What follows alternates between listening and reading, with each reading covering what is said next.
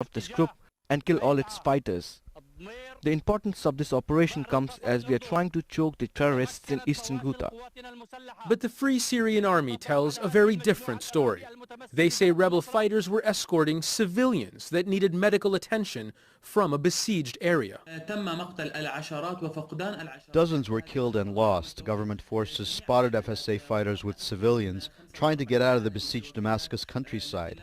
The attack started by remotely exploding mines, followed by heavy clashes using heavy machine guns. Then government forces cleared the area. The attack may signal a new chapter in the conflict. The regime has stopped the momentum of the rebels, primarily because of the intervention of Hezbollah, probably an extension of more money and materiel from backers like Russia and Iran. The regime has stopped the advance of the rebels and is even in some cases pushing them back.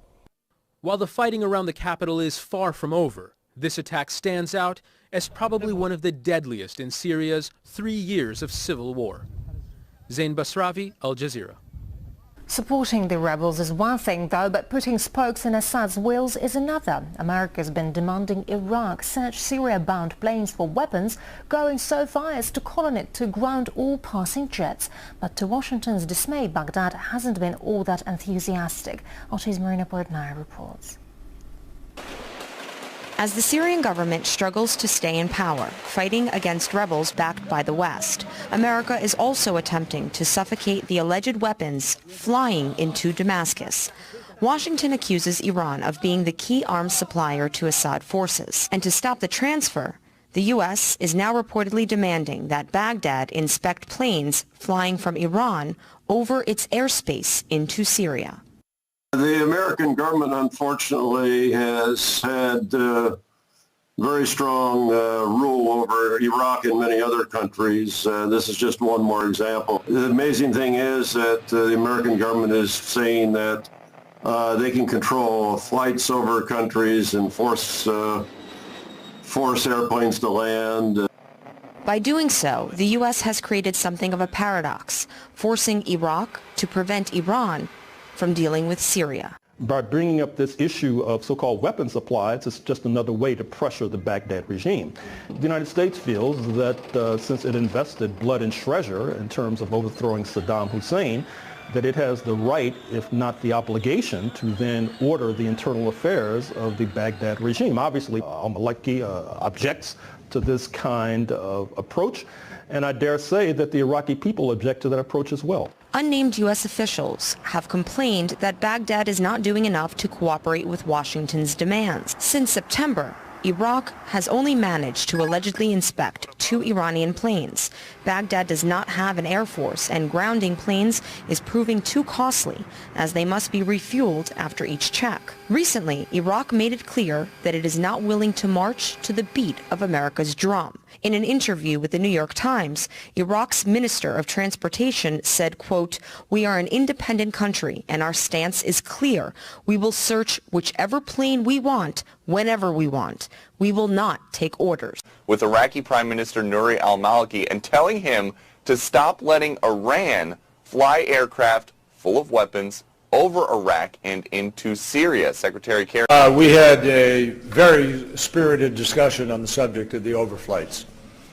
And I made it very clear that for those of us who are engaged in an effort to see President Assad step down and to see a democratic process take hold with a transitional government according to the Geneva Communique, for those of us engaged in that effort, anything that supports President Assad is problematic. And I made it very clear to the Prime Minister that the overflights from Iran are in fact helping to sustain President Assad and his regime. We agreed to try to provide more information with respect to this, but I also made it clear to him that there are members of Congress and people in America who increasingly are watching what Iraq is doing and wondering how it is that a partner in the efforts for democracy and a partner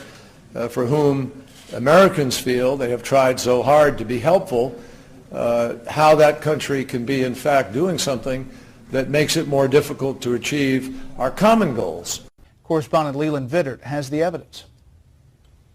For over a month now, soldiers have been filing off civilian cargo planes at Syrian military airports, appearing ready for battle.